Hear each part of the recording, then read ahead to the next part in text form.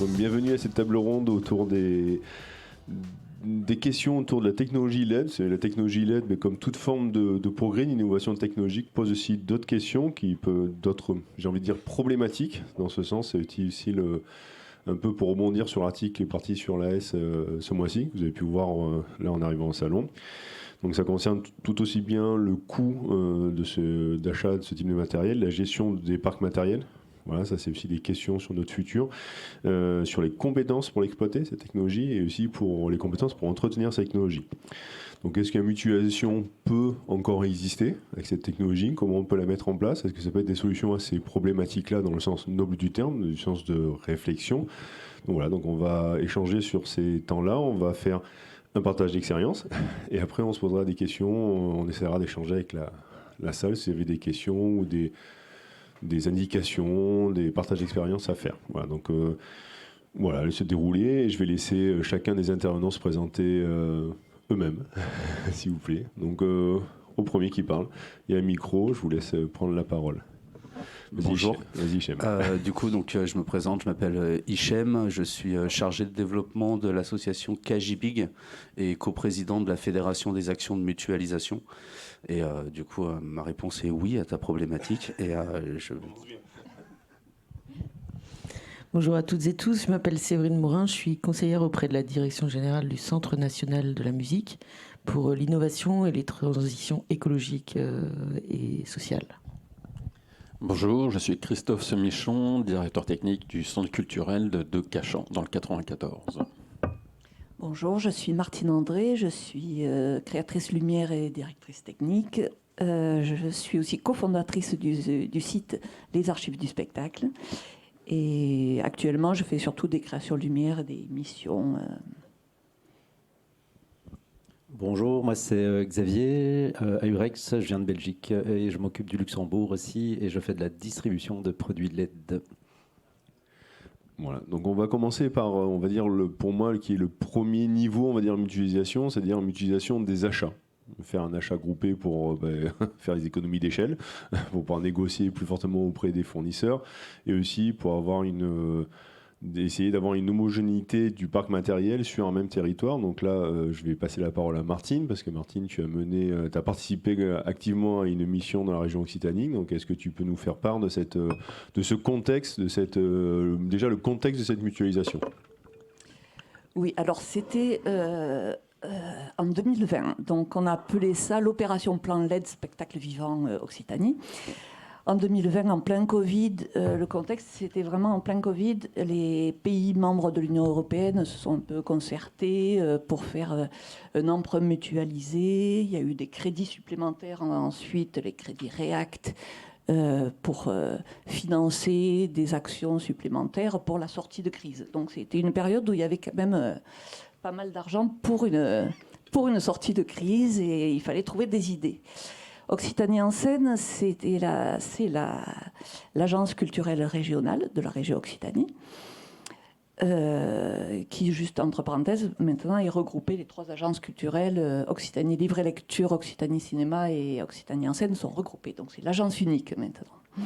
Occitanie en scène a donc a eu une mission donc, de la région de concertation entre les différents acteurs du secteur culturel, donc des responsables de salles, de compagnies, hein, pour donner des idées et de besoins que tout le monde avait pour la sortie de la crise Covid. La chose qui est revenue le plus souvent sur le tapis, c'est la transition écologique, et en particulier la transition LED, puisque c'était déjà le cas. Ils ont fait une étude dans l'ensemble, les structures d'Occitanie. Le pourcentage de projecteurs LED dans les parcs de matériel des théâtres d'Occitanie était de 6% à peu près. Et d'autre part, ça coûtait très cher et les théâtres ne pouvaient pas assumer ce coût qui était quand même très important. Donc l'idée de la région a été en fait, le problème de la subvention européenne aurait été que demander à tous les théâtres d'Occitanie de faire des demandes de subventions individuelles aurait pris énormément de temps et n'aurait pas pu se gérer dans les 2 ans. Il fallait que l'opération finisse dans les 2 ans, n'aurait pas pu se gérer dans ce temps imparti. Donc l'idée a été de faire une seule opération, une opération unique, donc pilotée par une structure unique, avec un interlocuteur unique, qui propose à l'ensemble des théâtres d'Occitanie de proposer leurs achats. Mutualisés. Et du coup, est-ce que tu peux nous dire à peu près combien de structures ont l'autre porte combien de structures ont participé et le montant global à peu près de cette enveloppe? Alors le montant global, c'était plus de 5 millions, ce qui était quand même pas mal. Donc on a demandé d'abord au théâtre de faire le total idéal de ce qu'ils auraient voulu. On est arrivé à un total de 15 millions à peu près. Bon, donc on n'a pas pu faire tout. Mais on a finalement donc aidé 72 structures qui ont eu quand même en gros le tiers de leur demande à peu près. C'est des chiffres schématiques. Mais donc c'était quand même très intéressant pour les structures. On reviendra un peu plus dans les détails ensuite. Xavier, tu as participé toi aussi à une opération, on va dire, entre guillemets, similaire pour la région Wallonie-Bruxelles, je ne me trompe pas, ouais, c'est ça. Sur la fédération de Wallonie-Bruxelles, excusez-moi pour nos amis belges. Donc est-ce que tu peux nous faire part de ce contexte, de cette opération d'achat mutualisé? Bien sûr, bien sûr. Donc en gros, je vais faire simple parce que c'est quand même compliqué chez nous déjà en Belgique. Tout est parti donc du Covid où on a commencé à faire donc des shoot-outs à la demande de certains théâtres parce qu'il y avait une pénurie de lampes et tout ça, et qu'on sentait que la transition devenait un peu urgente entre guillemets. Ça c'est la base. Après, effectivement, après l'un de ces shoot-outs qui s'est passé à Liège, au théâtre de Liège, on a rencontré une personne donc de la Fédération Wallonie-Bruxelles qui est arrivée un peu comme un messie en disant écoutez, j'ai 8 millions à dépenser. Ça venait effectivement d'un plan européen. La personne avait reçu cette enveloppe, mais s'y connaissait pas vraiment. Et donc, demandait de l'aide par rapport à ça. Et donc, effectivement, de là, on a fait pas mal de conférences sur la lettre parce que ce n'était pas encore très, très, très répandu. On en a fait sur 2 ans. Ça a mis 2 ans. On a dû faire une petite dizaine de conférences sur la lettre et de shoot-out. Ce budget-là était d'abord, et ça a été prévu pour les 10 théâtres dont le bâtiment appartient à la Fédération Wallonie-Bruxelles. Donc c'était 8 millions pour 10 théâtres. On leur avait demandé aussi de faire un calcul de leurs dépenses énergétiques pour pouvoir faire un calcul après de pourcentage de ce qu'ils pouvaient avoir par rapport à cette enveloppe. Le plus gros lieu était le Théâtre National à Bruxelles, qui a reçu, je crois, un peu plus qu'un dixième de la somme, mais qui était le plus gros théâtre aussi, qui avait le plus de besoins.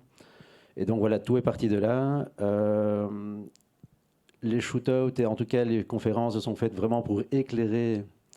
Ça, c'est la suite. Pardon, excuse-moi. Non, voilà, c'est la base du projet, c'est ça. Exactement. Juste pour dire à peu près le nombre de structures et à peu près le volume d'achat que ça représente, cette opération-là. Donc, le nombre de structures, c'était 10. Et l'enveloppe était de 8 millions. Et donc, on parle d'environ de 2000 gamelles, entre 2000 machines, un peu plus, un peu moins, plus ou moins, quoi. Merci Xavier. Justement, on va continuer sur cette thématique. Tu nous fais la transition. Merci Xavier. Martine, c'était effectivement, et je vais poser après ensuite la même question à Xavier, il y a la question de revenir sur la temporalité et aussi sur la notion de choix éclairé, qui était une chose intéressante qui revenait de votre part à tous les deux par rapport à peut-être des acteurs qui connaissaient ou bien ou pas du tout la LED. Alors effectivement, moi j'ai travaillé sur ce projet en tant que conseillère technique déjà, parce que je connais, donc travaillant beaucoup dans la lumière, je connaissais déjà le matériel. Et sur nos 72 structures, il faut savoir qu'il y avait aussi des toutes petites structures, genre des compagnies avec lieu d'accueil et avec aucun technicien fixe. Donc qui avaient vraiment du mal à connaître le matériel. Donc le choix du matériel était très important. On a essayé, dans un premier temps, de faire une liste de matériel dans laquelle les théâtres allaient piocher. On a essayé de la limiter. Petit à petit, on n'a pas vraiment réussi à la limiter. Au départ, on s'était presque dit, c'est un projet c'est un budget européen, on pourrait prendre que des fabricants européens. Mais ça n'a pas été possible. Donc, on l'a limité, mais quand une structure nous disait « moi j'ai déjà une partie de mon parc de cette marque-là », il fallait bien rajouter cette marque-là. On se met d'accord, on va citer des marques dans tous les sens, donc on va citer à peu près tout le monde, donc il n'y a pas de souci, on peut citer des marques si on veut. J'en ai pas cité on va dire encore. Robert Julia, UTC, Rob, voilà, allez, on va en dire plusieurs comme ça, au moins c'est fait. Il n'y a pas de prosélytisme, juste on parle d'expérience. Alors effectivement, nous, on essayait d'inciter les structures à prendre plutôt des marques professionnelles, et en particulier un de nos critères était qu'on puisse avoir au minimum 3 ans de garantie sur le matériel, qui était notre période d'amortissement en fait de 3 ans. Mais il y a quand même des structures qui, même s'ils ne payaient au final que 7% du prix du matériel, quand même des structures qui préfèrent avoir plus de matériel, quitte à prendre des chinoiseries, entre guillemets. Donc on a aussi mis des projecteurs, je ne cite pas de nom, mais... Voilà. Et il y avait aussi la notion, si je me souviens bien, dans le marché qui était intéressante, c'était aussi de demander aux prestataires qui allaient vendre le matériel, je te laisse dire, par rapport à la location notamment. Oui, alors on a les prestataires qui ont obtenu le marché étaient précisés dedans qu'ils devaient avoir eux aussi le matériel dans leur parc pour pouvoir permettre de la location du même type de matériel. Et d'autre part, on a précisé aussi dans les conventions avec les théâtres que le matériel pouvait être prêté entre théâtres. Ça, c'était un peu un but, c'est-à-dire que même si le matériel n'était pas mutualisé, on voulait quand même que les théâtres, comme ils le font déjà pas mal, puissent se prêter entre eux le matériel. Ça, c'était quand même très important. Pour le choix, moi j'ai essayé de lancer une idée, mais elle n'a pas vraiment pris. J'avais un peu envie que chaque bénéficiaire, donc sur les 72 théâtres, que chacun puisse dire son avis sur le matériel, pour ceux qui le connaissaient. Donc on a lancé un espace en ligne, un drive, quoi, pour ne pas citer de marque, un drive où les gens pouvaient dire leur avis sur tel ou tel projecteur et dire pour tel type de salle, c'est intéressant, etc. Ce qui pouvait être aussi orienter les gens à rester bien dans la liste. Et, voilà. Est-ce qu'ils s'en sont emparés ? Ils s'en sont pas complètement emparés. La structure qui s'en est le plus emparée, finalement, ça a été justement un parc de matériel. Sur l'ensemble des bénéficiaires, c'était quasiment uniquement des théâtres, sauf un centre de formation, et 2 parcs de matériel. Le parc de matériel Lozère Logistique Scénique en Lozère et le parc de matériel de l'Hérault, HMS, qui malheureusement, petite parenthèse, n'existe plus, n'a jamais utilisé le matériel qu'il a eu. Personne ne l'a jamais utilisé. Depuis 3 ans, il est encore dans les cartons. Parce que HMS, le département de l'Hérault, a décidé, oui à peu près, du jour au lendemain de fermer son parc. Voilà. Super.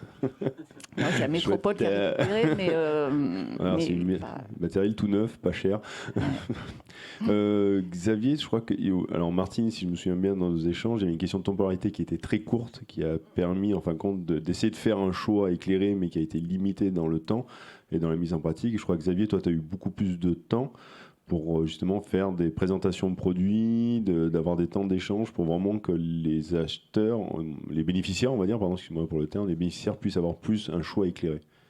Alors effectivement, on a eu plus de temps, même si, on va dire, on a eu plus ou moins 2 ans, mais même 2 ans, en fait, c'est pas si long que ça.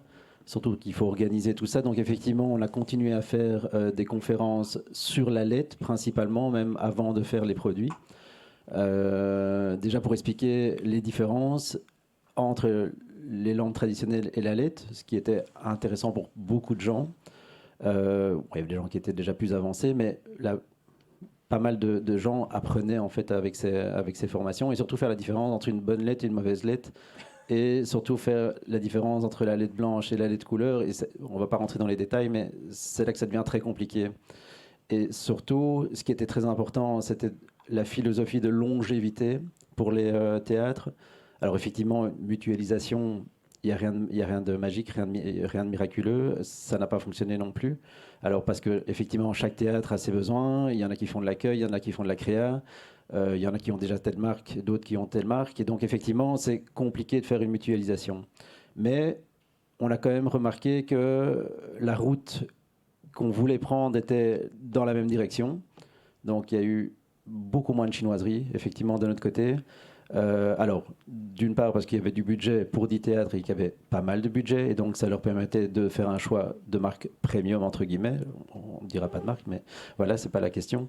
Mais donc ça, c'était important. Et effectivement aussi de dire, d'un point de vue écologique, qu'est-ce qu'on peut récupérer de ce qu'on a déjà pour continuer avec la LED. Et donc tout ça, ça a mis du temps. Ça a mis 2 ans.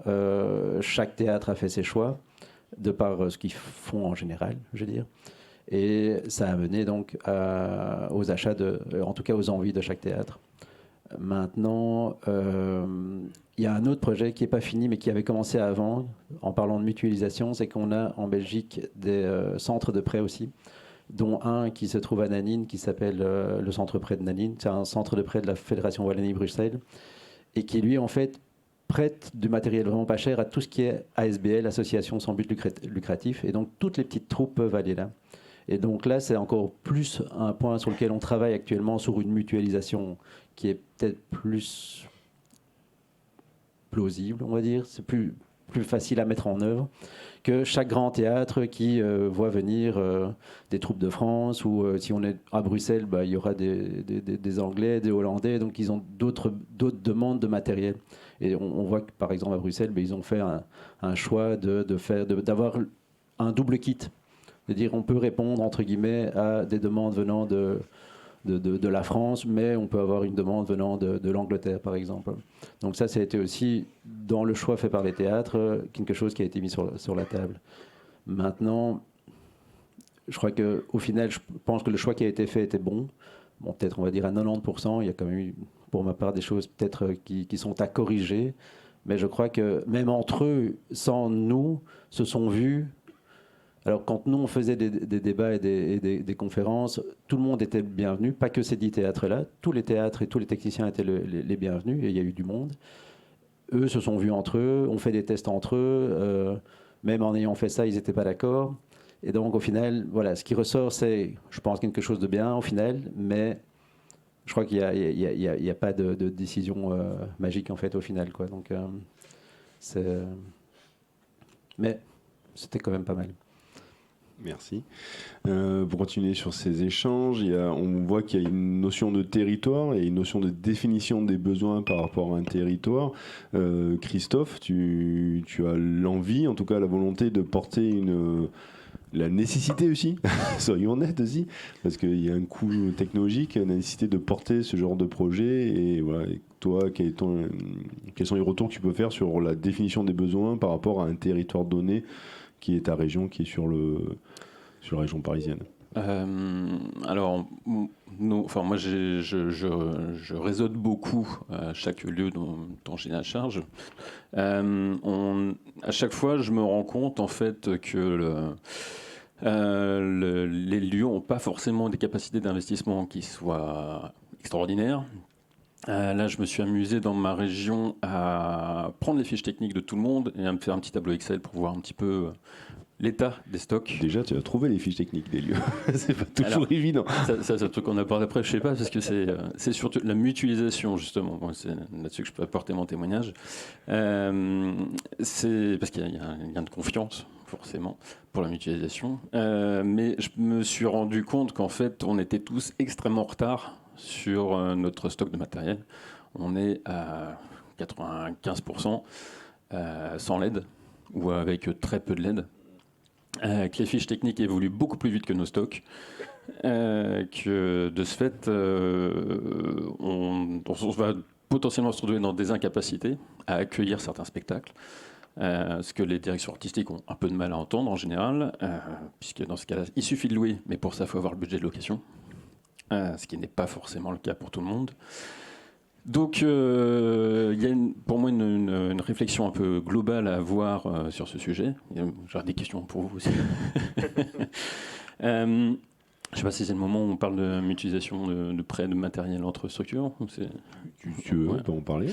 Donc, on parlera après de la limite de ça, mais on peut parler déjà de l'esprit de cette volonté.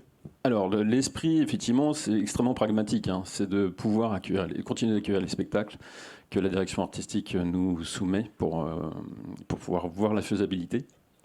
Donc ce pragmatisme en fait est pécunier à la base.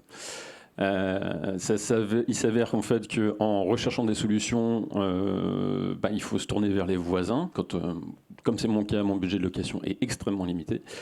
Et les voisins, en fait, il faut les connaître parce que effectivement, le prêt entre structures existe depuis X générations, à condition qu'on connaisse son interlocuteur. Si on ne le connaît pas, il ne se passera rien. Voilà. Donc, un des premiers points, effectivement, c'est de faire le lien, de connaître ses voisins. Ce qui a l'air une évidence, mais ce qui s'avère pas si simple que ça. Parce qu'il faut du temps, en fait. Il faut du temps, il faut avoir les contacts, il faut que les gens soient disponibles, soient disposés aussi à cette rencontre. On est dans un secteur où il y a aussi des forts caractères, où il y a aussi parfois des luttes de chapelle, voilà. Ça peut arriver, et puis il faut réussir à dépasser ces premiers remparts, on va dire. Voilà, une astuce, généralement, c'est autour d'un verre. Ça se passe plutôt pas mal. On fait une petite bouffe, on boit un verre ensemble. D'un coup, les gens sont beaucoup plus disposés à se rencontrer. Voilà, donc, en tout cas. Mais Hichem, je te propose de prendre la parole. Donc toi aussi sur la terme de définition des besoins. Donc, déjà, si tu peux présenter rapidement Kajibig, parce que tout le monde ne doit pas connaître Kajibig. Voilà, donc présenter la structure et la volonté, d'où est venue cette volonté de créer cette structure-là. Voilà, et un peu aussi parler de la définition des besoins. J'ai souvenir d'un besoin qui était quantifié à 1,8 million ou un truc du genre, et puis en fin de compte c'était que 300 000. Donc voilà, est-ce que tu veux nous faire part de cette expérience-là? Merci, Hichem. Oui, je peux. Donc Kajibig, c'est une initiative qui vient de techniciens et de régisseurs du milieu du festival, qui a démarré de manière totalement informelle au début des années 2000 et qui s'est structurée sous forme associative en 2015 et a pris le nom de Kajibig à ce moment-là. Le projet de base, non. Le constat de base a été très bien énoncé juste avant, c'était qu'on se connaissait, on se prêtait du matos et qu'en fait à un moment donné s'est posé tout un tas de questions sur la responsabilité, sur qu'est-ce qu'on fait d'un matériel cassé, à qui on le prête, sous quelles conditions, comment on le stocke, comment on l'entretient, etc. Dans ce collectif informel, en fait, il y avait à peu près tous les fondateurs des grands festivals de la métropole lyonnaise aujourd'hui. Et nous, vu qu'on était tous un peu à ce moment-là en train d'organiser des teufs dans des champs, on avait tout un tas de problématiques et on s'est tous construits ensemble. Donc la notion de temps, de confiance, de parcours commun sur notre territoire, elle est totalement prégnante dans ce qu'on va qualifier aujourd'hui de succès de Kajibig, puisqu'aujourd'hui Kajibig, c'est 210 structures du territoire qui mettent en commun de la ressource et du matériel chez Kajibig. C'est 1800 mètres carrés de stockage, 70 tonnes de matériel, parmi ces 213 structures, des collectivités territoriales, des organisateurs de salons, des organisateurs de festivals, évidemment encore, et des petites associations de quartier, des petites associations sportives, voire des très gros événements qui peuvent venir pour un one-shot. On a fourni énormément de matériel à WorldSkills, les Jeux Olympiques des métiers. Donc voilà, on a quand même développé, structuré un réseau de mutualisation à partir d'un modèle économique et d'un ensemble de contraintes vis-à-vis des contributeurs utilisateurs et évidemment d'un ensemble de responsabilités pour ce qui sont des rôles de mutualisateurs et d'hébergeurs, c'est-à-dire le fait de stocker et entretenir la ressource.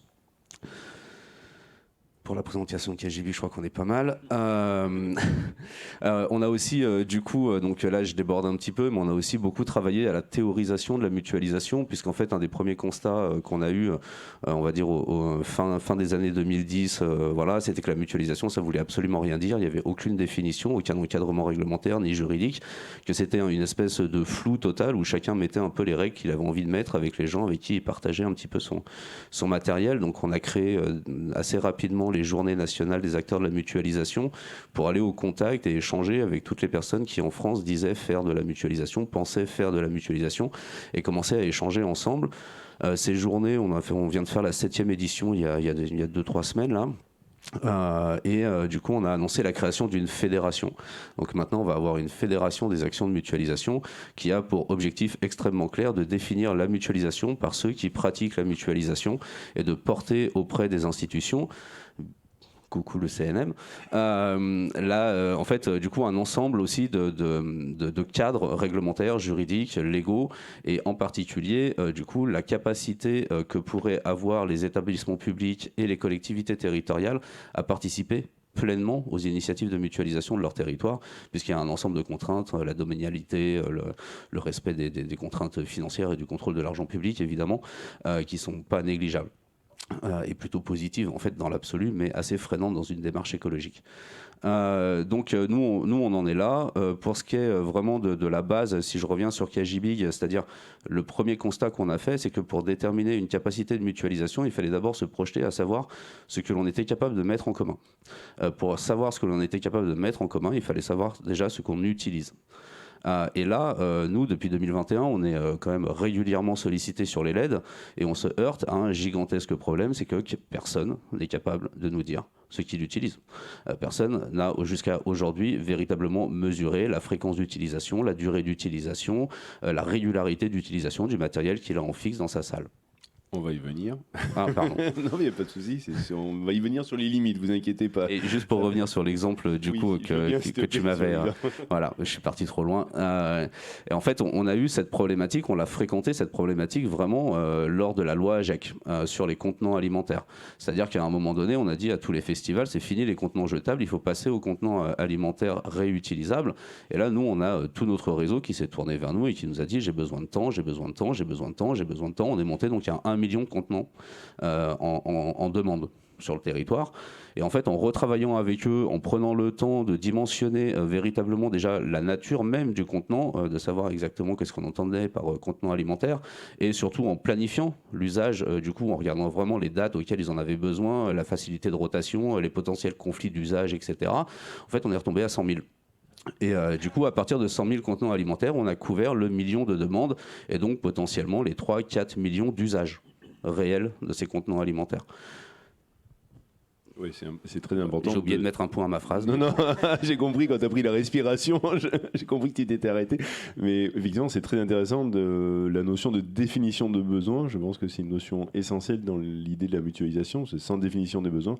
Sinon, derrière, on ne peut pas répondre à ce besoin-là. Mais on va y revenir sur les limites, justement. Martine et Xavier, on va aborder la partie un peu plus difficile sur la limite, les limites que vous avez pu rencontrer lors de cet achat mutualisé. Donc Martine, si tu prends la parole par rapport à ce sujet, par rapport aux limites que tu as pu rencontrer, par rapport à la temporalité certes, mais aussi ces limites-là. Donc c'est vrai que le prêt de matériel, c'est quelque chose qui existe depuis longtemps et c'est déjà ça, la mutualisation.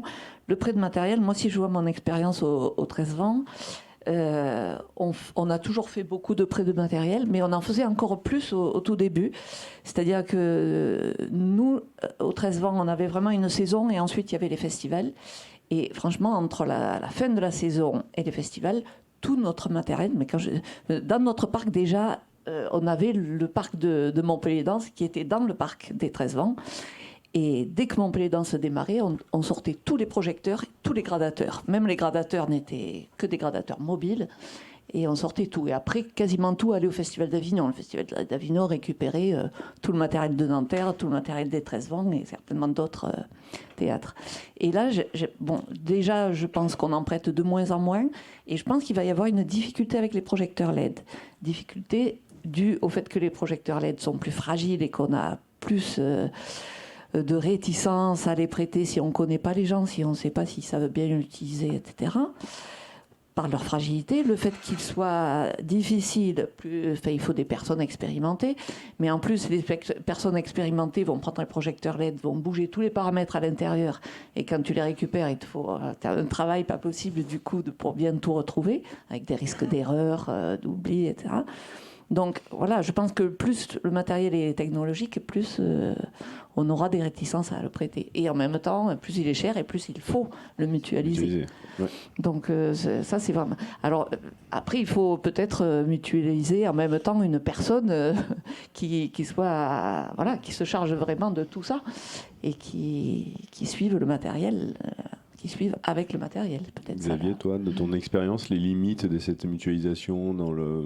Ouais, je pense que, alors, des limites, il y en a effectivement. Je je dirais déjà de former les gens par rapport au matériel. C'est pas une gamelle Trat, c'est facile. Là, c'est un ordinateur, il y a plein de choses à connaître, donc il faut déjà être formé, comme tu disais. Alors oui, le coût, parce qu'effectivement, un tout petit théâtre n'a pas besoin d'une grosse machine, déjà d'un point de vue puissance. Peut-être qu'il préférera avoir une gamelle blanc et continuer à travailler avec de la gélate, tandis qu'un centre culturel ou un grand théâtre, lui, n'aura pas de souci à aller sur de la couleur. Donc les demandes sont déjà pas les mêmes. Et donc effectivement, si on va sur une mutualisation, il faut une mutualisation qui soit faite pour les petits, les moyens et les grands. Et donc en fait, c'est déjà une belle mutualisation, il y a déjà différents choix. Et donc déjà ça, c'est déjà compliqué.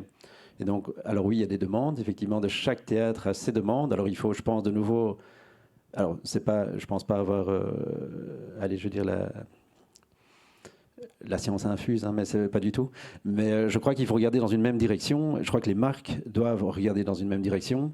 Je parlerai toujours de marque premium dans tous les cas parce que c'est longévité, c'est réparabilité, voilà. Maintenant, effectivement, si on prend l'exemple du XY, alors on va de moins en moins regarder la source et on va de plus en plus regarder le résultat. Et donc, ça va déjà poser moins de problèmes sur une mutualisation puisqu'on va parler la même langue. Et donc, pour ma part, cette direction-là est à regarder un peu plus en profondeur, quoi.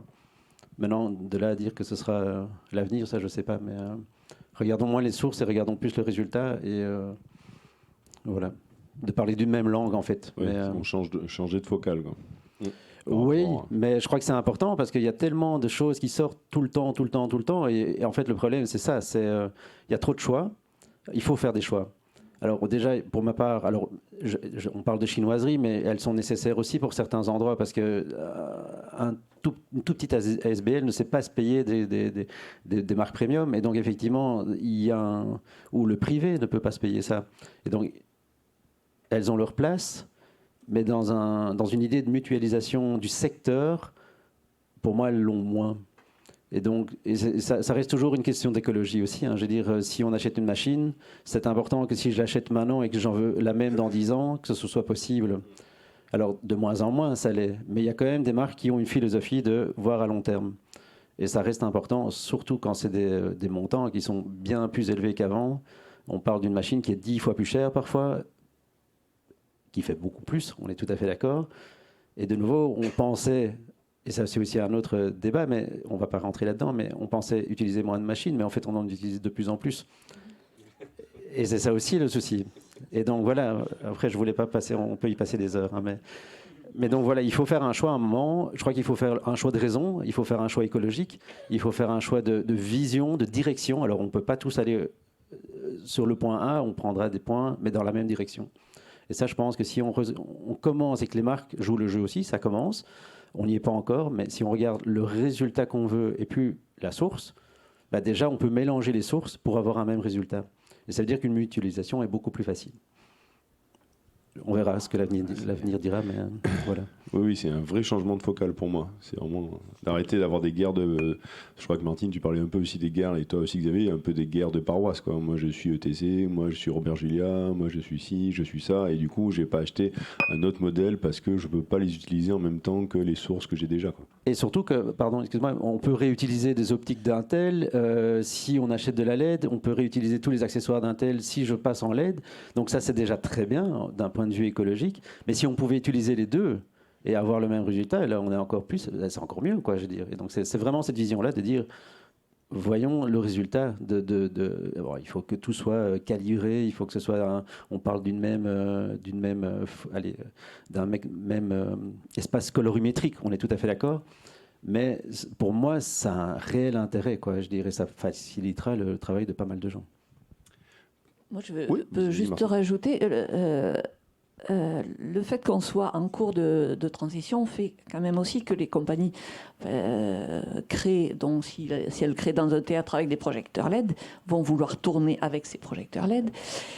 Et enfin, moi, en tout cas, au 13-20, c'est sûr que la seule solution, c'était de les amener toujours. Je veux dire, les projecteurs LED du parc de matériel étaient dans leur fly et n'en sortaient pas. Je ne pouvais pas les prêter parce que de toute façon, on sortait régulièrement le spectacle, on tournait régulièrement.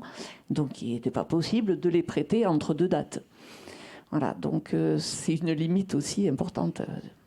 Christophe, toi, on va dire sur l'aspect plutôt pratico-pratique, sur le terrain, quelles sont les limites auxquelles tu es confronté dans cette volonté de mutualiser? Quels sont les freins que tu rencontres par rapport à cette démarche et cette mise en place de cette démarche? L'un de ces freins, comme ça vient d'être dit, c'est les références de matériel disponibles. Mais c'est vrai que plus on multipliera les mêmes références sur les sites, et plus le prêt sera facile. Le fait est que, moi c'est un lieu de spectacle vivant, on fait de la diffusion, les lieux de création donnent le tempo des références qui vont être ensuite utilisées. Pour le coup, je pense qu'effectivement c'est important qu'il y ait un dialogue qui s'opère entre les lieux de création et les lieux de diffusion, qui n'existe pas vraiment en fait aujourd'hui. L'autre chose, effectivement, c'est en tout cas dans ma région, c'est le frein logistique qui est très important parce qu'en fait, sur la région parisienne, on n'est pas très nombreux à avoir des véhicules. Donc ça reste quand même très très prégnant parce que c'est d'aller chercher du matériel dans un théâtre, ça peut très bien prendre 1 heure, comme 2 heures, comme 3 heures, selon l'état de la circulation. Du coup, il y a ça qui est un frein. Qu'est-ce qu'on a d'autre comme frein? Toujours l'humain. Voilà. Comment est-ce qu'on fait? Ce que je disais tout à l'heure, c'est que si on se connaît pas, on se prête pas. Donc, comment créer ce climat de confiance? Parce que c'est pas. En tout cas, c'est possible de changer cette situation. Aussi les freins, tu me parlais aussi du frein des fois entre une grosse structure et une petite structure aussi. Ouais, il y a aussi ce frein des fois un peu idéologique que les grosses structures doivent forcément prêter aux petites structures. Alors ouais, il y a ça effectivement. C'est vrai que c'est un discours qui revient régulièrement, de dire mais moi je prête tout le temps. Par contre, j'en bénéficie pas spécialement. Donc j'ai plusieurs exemples en tête. Le fait est que on a tous les mêmes problématiques, hein, que ce soit matériel, RH, etc. Qu'on soit petit ou gros, on est tous confrontés aux mêmes problèmes de fond. Le fait est aussi que un gros lieu on dit gros parce qu'en fait il a du budget, c'est gros budgétairement quand on dit gros, qui a une capacité d'investissement, aura des références certainement plus récentes de ce fait, mais quand il cherchera à réutiliser pour une prod ou quoi du vieux matériel, il sera bien content de retrouver les petits lieux qui ont gardé dans leur stock ce petit matériel en état de marche. Donc, en tout cas, même si l'échange ne va pas dans la même quantité dans les deux sens, il reste possible. Donc, il ne faut surtout pas se mettre ça comme frein. Pour moi, c'est illusoire. Et puis, ça crée des jalousies aussi, toujours cette lutte de paroisse. Moi, je suis plus gros, toi, t'es plus petit. Bref, pour moi, c'est un non-sujet. Il faut réussir à sortir de cet état d'esprit-là. Mais ça, comme tu dis, ça vient avec la confiance. Et la confiance, ça prend du temps et de l'énergie. Ouais, ça prend du temps et de l'énergie, c'est ça.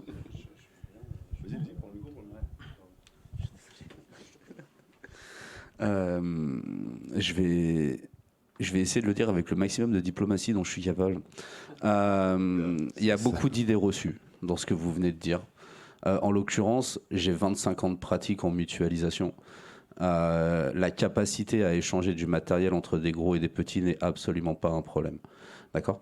Le fait que des gros puissent bénéficier d'une initiative de mutualisation à partir du moment où elle est construite comme une initiative de mutualisation, c'est-à-dire avec une rétrocession de la valeur ajoutée, avec un réel partage de la richesse qui est créée par le matériel commun, n'est absolument pas un frein. Le deuxième truc, je veux bien qu'on discute évidemment derrière chaque initiative de mutualisation, il y a de la ressource humaine et il y a de la ressource foncière. Là, il faut être absolument clair là-dessus. Donc, toute initiative de mutualisation doit s'exonérer de l'aspect idéologique pour revenir sur un point extrêmement pratique qui est un facteur économique.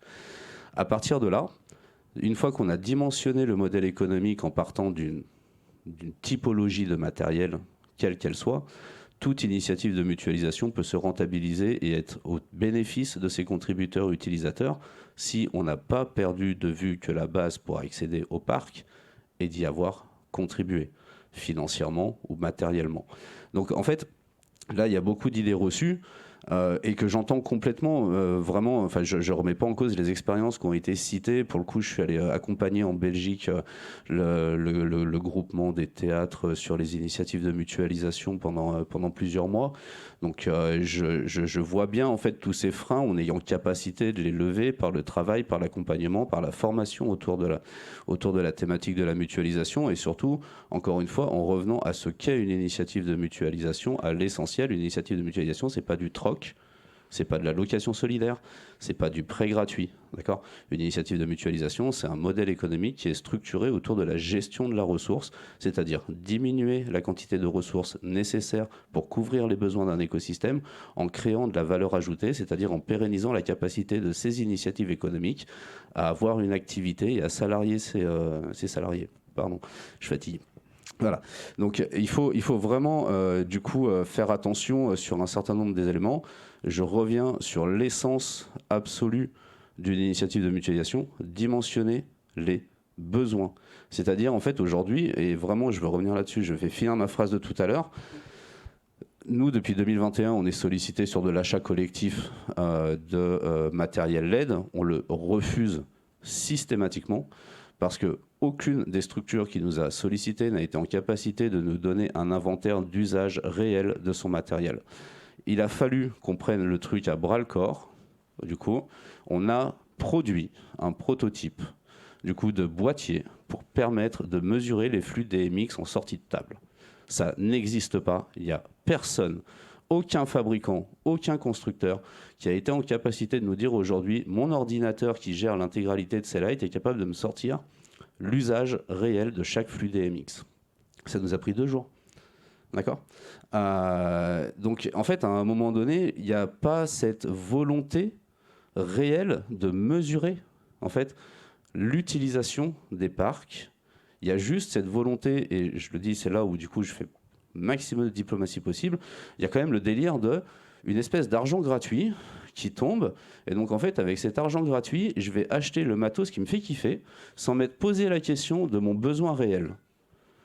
Et en fait, ça n'a aucun sens écologique. Là, pour le coup, on est dans un truc qui est un délire darwinisme technologique qui n'a absolument aucune pertinence écologique. Donc, prenons un an, du coup, déjà ne serait-ce que pour mesurer ce qu'on utilise réellement dans nos théâtres, dans nos opéras, dans nos salles de concert, y compris dans nos festivals. Peut-être mettons dans la boucle les prestataires techniques et les loueurs de matériel, du coup, pour qu'eux-mêmes aient une visibilité. D'ailleurs, les loueurs de matériel savent quand même relativement bien ce qui est utilisé chez eux. Pour le coup, c'est pas eux qu'il faut aller pénaliser, y compris les prestataires techniques. Par contre, sur ce qui est installé en fixe dans les théâtres, on a commencé les mesures hier. D'accord ? Sur les 60 matos qui sont installés dans ce théâtre-là, hier, ils en ont utilisé 22. D'accord ? Ça veut dire que potentiellement, on aurait pu en extraire 28, enfin 38, du coup, pour les mettre en disponibilité. Se pose la question logistique, se pose la question de l'entretien, mais en tout cas, on sait qu'aujourd'hui, du coup, sur la représentation d'hier, il y avait besoin de 22 éclairages. Point. Donc si on n'arrive pas à aujourd'hui se poser cette question-là, on va surdimensionner le rachat, on va surdimensionner des stocks qui vont rester en fixe, et en fait, il n'y aura pas de mutualisation à proprement parler, puisque absolument pas anticipé.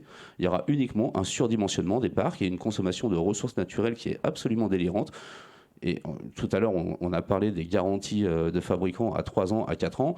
On se rappelle qu'un matériel LED à capacité constante par rapport au matériel d'avant, pour que l'économie écologique soit factuelle, il faut que ce matériel il soit utilisé à peu près 50 000 heures.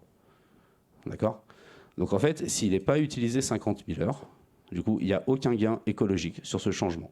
Donc à un moment donné, il va falloir vraiment se poser la question de la réalité, de pourquoi on le fait, soit, mais surtout de comment on le fait, et comment on le fait tous ensemble pour que ça ait un réel impact écologique. Merci. Se pose aussi la question, lors de nos échanges, c'était aussi la synchronicité des achats. C'est bien souvent, on est tous dépendants pour les théâtres subventionnés, on est dépendants aussi de subventions. Et c'est vrai qu'un peu le problème, c'est que je rejoins Hichem sur le côté global. On va prendre les questions. Garde la question, Marc. Quelqu'un qui travaille dans un centre, hein, qui a du matériel, se pose la question de cette synchronicité. C'est-à-dire que on voit bien que quand il y a eu le Covid, il y a eu des queues de budget, on a eu la région, et c'est vrai que moi, j'ai mes collègues qui sont directeurs techniques.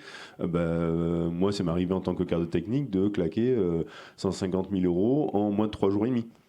Parce que la région allait changer, allait passer de gauche à droite. On a tous su que les régions allaient passer à droite, comme ça, avant que ça se passe, parce que d'un coup, la région nous a dit en fait, on a trouvé 150 000 euros. Ah, vous devez dépenser, c'était mardi soir à 17h, vous dépensez vendredi à midi, ça va être dépensé.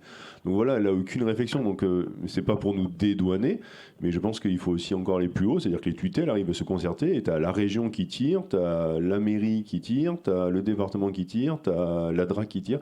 Au bout d'un moment, il y a tout le monde qui prend des sous où il peut. Effectivement, on arrive à quelque chose où on va acheter du matériel parce qu'on a l'argent à l'instant T et on n'a jamais eu le temps, en tant que cadre technique, de réfléchir sur un achat global. Là, je reçois Hichem. On garde les questions-réponses pour la fin. Vous inquiétez pas, on va laisser du temps. Je vais passer la parole à Séverine. La pauvre Séverine est là depuis tout à l'heure.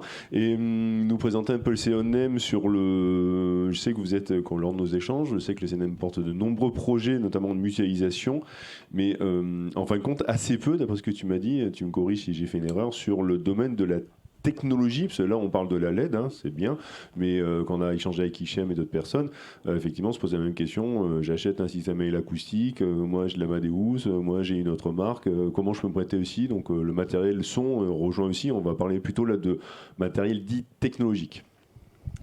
Oui, alors dans le cadre des soutiens financiers du CNM depuis 2022, on a mis en place un programme de soutien à la transition écologique qui est vraiment destiné soit à l'expérimentation qui peut ensuite être déclinée grâce à la mise à disposition des résultats de cette expérimentation en partageant les résultats à d'autres, soit dans des initiatives de mutualisation afin justement d'éviter d'aller financer des bilans carbone par-ci ou des achats de l'aide par-là. Sachant que la question des LED s'est posée à de nombreuses reprises au cours des dernières années, sans que nous-mêmes on ait été très très éclairés sur les besoins réels. Ce qui fait que dans le cadre d'autres commissions d'aide et de programmes d'aide du CNM, notamment l'aide à l'équipement des lieux, que ce soit la création de nouveaux lieux ou l'équipement scénique, puisque c'est surtout sur l'équipement scénique qu'on intervient, ces équipements-là, pour l'instant, enfin, si on parle que de l'aide, n'ont pas été pris en compte. Donc, on va dire, du point de vue de ce qu'on aide en mutualisation, nous, on va aider en mutualisation KGBig, et c'est tout. Non, c'est pas vrai. On aide KGBig et des structures et équipes qui lui ressemblent, pas forcément du même âge, dont donc un ancrage territorial, une mutualisation de parcs, dont on se rend compte aujourd'hui que ce sont des parcs peu techno. Et ça rejoint ce que tu disais, Hichem, c'est-à-dire qu'il y a certainement des choses à mieux documenter, comme vous l'évoquiez, Xavier et Martine, c'est-à-dire que faut bien distinguer en fait l'intérêt finalement de faire centrale d'achat de l'intérêt de faire parc commun avec des règles d'utilisation de ce parc commun, que ce soit de la vaisselle ou que ce soit des projecteurs. Et aujourd'hui, c'est pas très clair. Donc nous, on aide. Donc il y a KGBig, il y a Babor en Nouvelle-Aquitaine, il y a ECO en France, il y a la ressourcerie culturelle en Pays de la Loire. J'ai essayé de faire un petit peu partout. Alors, il y en a pas mal. Au bout d'un moment, ce qu'il faut, c'est là je rejoins aussi ce que disait Hichem, c'est que ces modèles de partage trouvent leur modèle économique parce que le CNM conserve une toute petite, enfin non c'est pas nul, mais enfin c'est 1,5 million par an, 1,5 million par an d'aide Auparavant, il y a eu le programme Alternative Verte qui a permis de France 2030, qui a permis d'initier des tas de choses, mais qui a été coupé en plein vol. J'exagère, mais il s'est arrêté plus tôt que prévu. Donc il n'existe plus. Et il y a un moment où le modèle économique, il faut qu'il tienne. Et ce sera pas... la subvention va se raréfier. Voilà, je ne vais pas être trop long pour laisser la place. Donc... c'est ça que je retiens. Il y a vraiment la question du niveau central d'achat qui peut être pour des LED.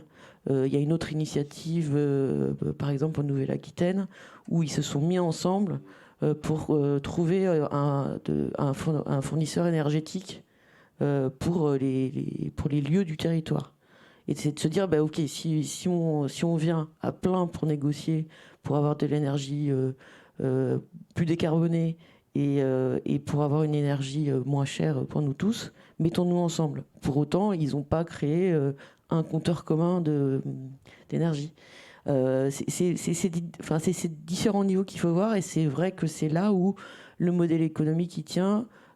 Aussi, si à un moment, quelque chose qui a pu passer, on nous a mis à dispo un endroit pour le stockage, mais alors ça risque d'être valable que 2 ans parce que la municipalité va vouloir le récupérer. Ça fiche tout en l'air. S'il n'y a personne pour s'assurer des plannings de... je vais redire un peu trop ce que tu dis, mais enfin, s'il n'y a pas les personnes qui sont là pour les plannings, pour la maintenance, pour s'assurer que tout se passe bien, voire, comme tu le disais, Martine, peut-être aussi sur des choses plus techniques, quelqu'un finalement qui est là aussi pour accompagner le matériel et être le technicien qui va bien. C'est à ce niveau-là qu'il faut intervenir. Et c'est vrai qu'aujourd'hui, mutualisation, on est peut-être un peu trop dans un terme fourre-tout, d'où l'intérêt de continuer à réfléchir, mais surtout pas lâcher l'affaire, parce qu'il y a vraiment beaucoup de choses qui seront bonnes, je pense, à la fois pour les finances et pour l'environnement. Merci Séverine. Donc on est alors dans le timing parfaitement à la minute près. On va prendre des questions-réponses. Par contre, juste prenez le micro pour pouvoir parler parce que c'est enregistré. Donc je transmets un micro à une personne que je ne connais pas du tout. Je vous laisse poser votre question, monsieur. Bonjour, Marc Jacquemont, directeur technique à l'Agence culturelle Grand Est. Donc l'agence, c'est un gros parc de matériel en Alsace, dans la Marne. Donc la mutualisation, c'est le métier de l'agence. Je suis content d'entendre tout ce que vous dites par rapport aux difficultés. Et ça fait effectivement 20 ans que j'entends moi, les politiques parler de mutualisation. Les politiques aiment beaucoup en parler parce que derrière mutualisation, on entend gagner de l'argent, économiser de l'argent. Or, la mutualisation, et vraiment, je suis content d'entendre ça ce matin. Alors, je vais faire court parce que ça pourrait être beaucoup plus long, mais la mutualisation, elle marche si elle est organisée, si on a du technicien, si on a du local. Les mises en place plus ou moins informelles sont vite vouées à l'échec parce que c'est du matériel technique, parce que comment ça se passe, comment il est dispo, etc. Donc, je vais faire court pour arriver à la thématique qui est et pour le matériel LED. Mais avant ça, juste un point par rapport à l'agence qui a été proactive par rapport à la LED et qui a incité ses publics à y aller. Notamment avec, au début de la LED, oui, mais on ne veut pas y aller, c'est technologique, on ne sait pas, etc. Pour info, l'agence a dû faire des choix de marques sans être sur une seule marque. On n'est que sur des marques premium, on ne va jamais proposer du matériel de basse qualité, ça c'est non. Mais on s'est accordé aussi pour acheter des découpes de différentes marques qu'on retrouve pour une raison très simple. Pour les lieux culturels qui vont s'intéresser à l'investissement, qu'ils puissent venir voir le matériel sans avoir le commercial qui te dit « achète ma marque, c'est la meilleure ». Donc là, on peut avoir X découpes et je les essaye en toute tranquillité, sérénité, guide. Donc, mutualisation sur la LED, pourquoi ? Je pense que la mutualisation organisée, je parle des parcs de matériel, ont toute leur importance et à mon avis, d'autant plus sur la LED pour une raison très simple que tu as indiquée, Martine, que vous avez indiqué, c'est qu'on est sur des coûts beaucoup plus élevés que les projecteurs traditionnels. Et puis on est aussi sur une obsolescence beaucoup plus rapide. Un PC durait longtemps. Une découpe à LED, non. L'iPhone prochain, il sort dans 3 ans et la prochaine découpe de la même manière. À partir de là, si on veut permettre d'avoir un matériel constamment actualisé par rapport aux attentes, les investissements, je pense, mutualisés, qui permettent de s'adapter aux réels besoins et non pas aux besoins présupposés, sont, à mon avis, une réponse. Je n'en dirai pas plus. Et juste quand même pour finir, c'est que pour accompagner nos bénéficiaires, on a bien évidemment mis en place des formations, des guides, des rencontres. Et ça fait partie des rôles attendus. Et la mutualisation passe par ça, sinon ce n'est qu'un slogan. Une vraie mutualisation passe par une infrastructure autour de ça. Merci. Est-ce que quelqu'un d'autre veut prendre la parole? Pas de questions. Incroyable. Ah, 2. Et après, il y aura une personne derrière aussi. Merci. Oui, bonjour. Donc, Nicolas Lebodic, je travaille à Angers dans une salle de spectacle de 400 places à peu près. Je réagissais à ce que tu viens de dire et puis aussi, parce que je trouvais vraiment intéressant cette réflexion-là. Moi, je pratique la mutualisation, on va dire, de proximité avec des structures, SMAC, le quai notamment, ou les théâtres d'à côté. Et j'essaye sur le territoire aussi d'animer.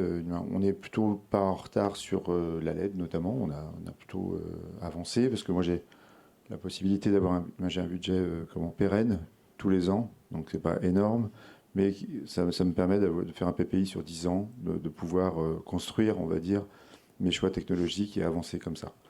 Là, on se retrouve de plus en plus avec, dans les théâtres, les compagnies qui s'emparent aussi de la LED et des automatiques et tout ça. Ça s'intègre, ça y est, c'est parti. Donc, ça pose des sujets. Moi, j'ai aucune location. Je travaille sans location puisque j'ai choisi de faire des achats en relation avec des structures à côté, la SMAC, le quai ou des équipements comme ça, où je refuse d'acheter du matériel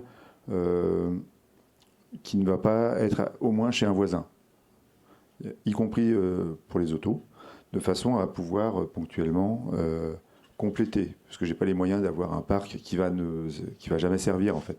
Donc j'ai assez peu des unités qui sont le minimum fonctionnel, beaucoup, et puis chez les voisins je complète, et eux viennent chez moi aussi parce que le matériel est cohérent. Mais donc là ça fonctionne de proche en proche.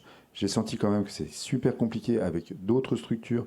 C'est une démarche qui est il y a beaucoup de théâtres qui ont de l'individu. C'est très individualiste en fait. Le côté le matos, le machin, on a l'impression que c'est leur matériel. C'est mon matériel. Il y a quelque chose qui est étonnant, quoi. C'est un peu curieux, c'est réparable, c'est du matériel, c'est des choses, c'est des objets, quoi. Il n'y a pas d'affect à mettre là-dedans. Mais je trouve que il y a quelque chose comme ça qui est surprenant. Et peut-être aussi pour pouvoir rassurer, parce que ça nécessite de l'organisation. Est-ce qu'il existerait, est-ce qu'il y aurait quelque chose de l'ordre d'un système de logiciel, un outil qui peut être, qui permettrait une petite gestion simple entre gens qui ont envie de mettre cette pratique sur un petit territoire, parce que des structures comme l'agence Grand Est et tout ça, il n'y en aura pas partout, voilà.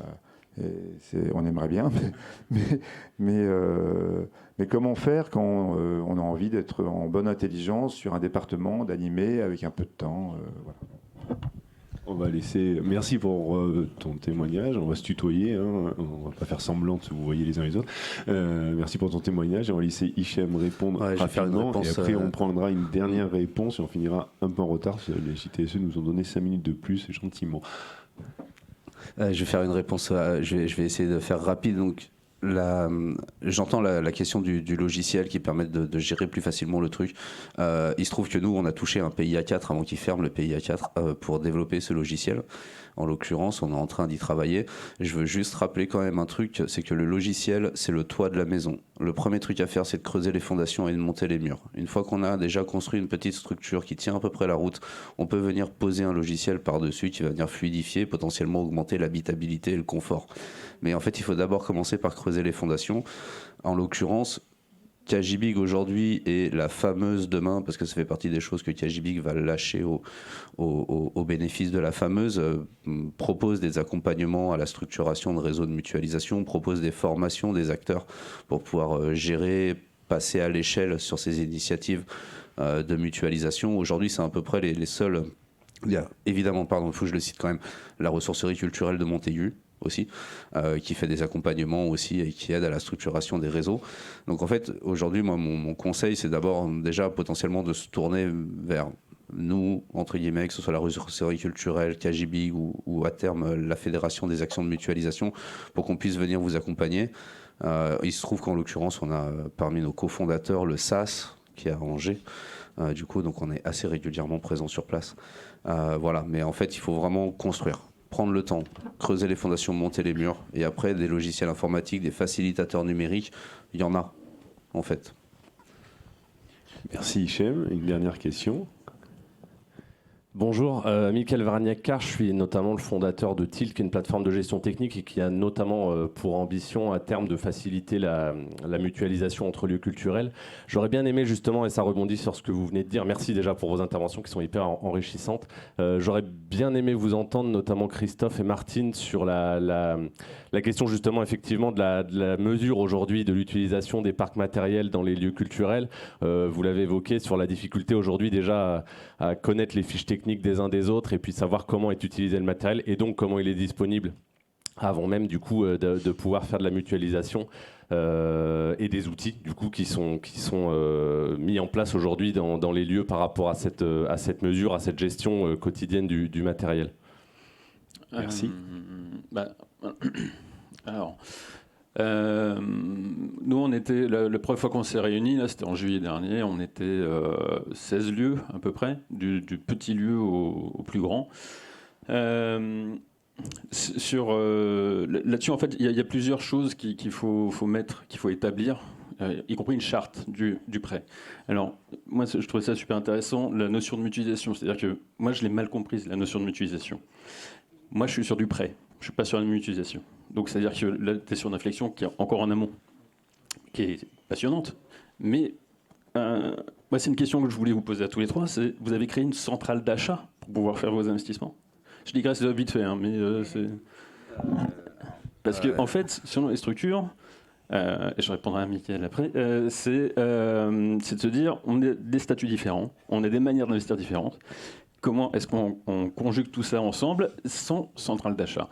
Bon, voilà, c'est ma question. Je peux répondre très rapidement là-dessus. En fait, on a une vraie problématique sur laquelle s'est penchée la DGCA en 2024, justement avec la mission ministérielle sur les leviers d'augmentation de l'économie circulaire dans la culture. Nous avons un vrai problème d'enregistrement comptable des investissements mutualisés qui, en fait, relève d'une habitude d'enregistrement, pas du tout d'un frein comptable.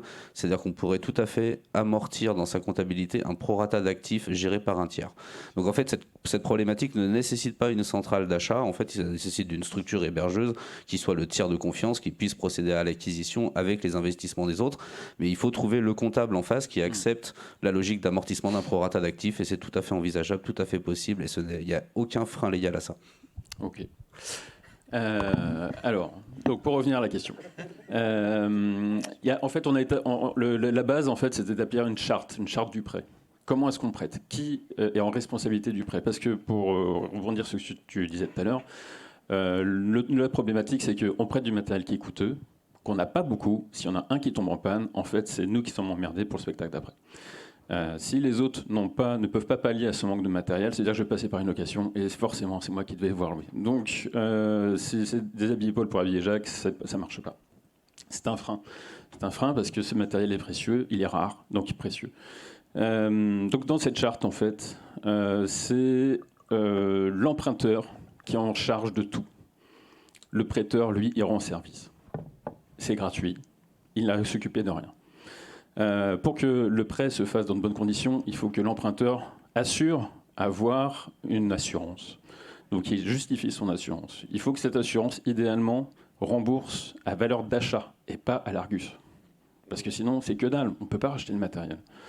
Ça, je dis ça, c'est pratico-pratique. Hein. Ça m'est arrivé. C'est arrivé pas plus tard que la semaine dernière à un confrère. Il récupère ses deux Martines Rochepart, HS. La personne qui empruntait dit, mais moi, Pour moi, je les ai même pas vus bien marcher. Donc, c'est ça, sauf que tu m'as filé du matériel qui marche pas. Ah bah ouais, mais dans ce cas-là, climat de confiance non plus. Ça marche plus. Donc, il faut avoir l'assurance. Alors, sachant que l'assurance coûte plus cher, évidemment. Selon mais tout ça, c'est indispensable. L'autre chose indispensable auquel on ne pense pas forcément, c'est quelle utilisation je vais en faire. Je te l'installe dans la salle, ou si je l'utilise en extérieur pendant une semaine, c'est pas du tout la même chose. Donc il faut prévenir. Si la personne se rend compte que en fait, le matériel est sorti une semaine dehors, alors qu'il lui avait dit, il l'avait prêté en confiance, il ne va pas vivre de la même manière, il ne va pas vieillir de la même manière, donc ça a un impact. Il faut le savoir avant de le prêter. Il faut être le plus clair possible. Et je ne sais pas si, du coup, par rapport à ta question... Non, mais ça répond en partie. Après, c'était surtout aussi sur la gestion aujourd'hui des parcs matériels. La possibilité de créer de la mutualisation implique la connaissance de l'utilisation de ces matériels. Et comme il l'était dit, aujourd'hui, effectivement, déjà, on constate qu'on a peu de visibilité sur comment est utilisé les parcs à l'heure actuelle, avant même de faire de la mutualisation. Donc j'entends bien tous ces freins-là, et qui sont des freins humains aussi, logistiques et aussi humains, de confiance et de mise en relation, mais au niveau justement des outils qui permettent aujourd'hui d'avoir un suivi précis de l'utilisation du matériel, de savoir de quoi on a besoin, quand on en a besoin, et du coup comment on peut aussi mutualiser du matériel. Comment vous, à votre endroit où vous le faites à l'échelle locale, vous travaillez par rapport à ça, quoi? Alors on va juste conclure, parce que les JTC nous donnent 5 minutes de plus, donc on va être au correct. On va laisser 30 secondes à Hichem, et après on pourra continuer à discuter dehors, parce qu'on sait très bien que cette table ronde d'1 heure ne va pas résoudre les problèmes. C'était comme l'article que j'ai osé écrire. Ça pose plus de questions que ça répond à des questions, mais c'est vraiment, je pense, l'idée de cette table ronde, c'est de se dire, ok, on change de technologie, cette technologie nous demande de réfléchir à cette technologie, et pas du point juste de se dire, la LED, non, c'est blanc, c'est pas blanc, c'est chaud, etc. C'est de réfléchir sur un ensemble plus global, et on va devoir dézoomer, avoir une focale plus large, et notamment par rapport à l'utilisation. Et je laisse Hichem, du coup, le mot de la fin. Ah, super. Pardon. Non, du coup, pour répondre à ta question sur les outils de mesure de l'utilisation du matériel, à la base, en fait, ça devrait être du bon sens. Ce n'est pas intégré en fait dans les pratiques, mais tu n'as pas besoin d'outils absolument phénoménaux pour mesurer l'utilisation réelle d'un matériel. Aujourd'hui, on est en capacité de proposer des solutions qui vont... je te dis, on a testé un prototype, nous, aujourd'hui, pour être en capacité de faciliter le travail des régisseurs et faciliter le travail des techniciens lumière, y compris dans les petits théâtres où ils n'ont pas forcément le temps de ça. Mais en fait, encore une fois, le travail ne nécessite pas nécessairement de la technologie. D'accord ? Donc en fait, ces solutions, c'est du bon sens, c'est de l'envie, c'est de la volonté de le faire. Ça doit être une habitude que nous n'avons pas depuis 200 ans, parce que ça fait 200 ans qu'on ne le fait pas. Mais en fait, c'est quelque chose qui doit devenir prégnant, d'autant plus si on veut planifier, c'est-à-dire l'écologie, le développement durable, c'est de la planification. Planifier, c'est anticiper. Anticiper nécessite de mesurer et de travailler. Je tiens à remercier merci à toutes les personnes qui ont participé à cette table ronde. Merci à vous. Je remercie le public. Je remercie aussi Étienne. Désolé, on a débordé 1 minute de plus. Merci. On va continuer cette discussion vite dehors. Merci à vous et bonne journée.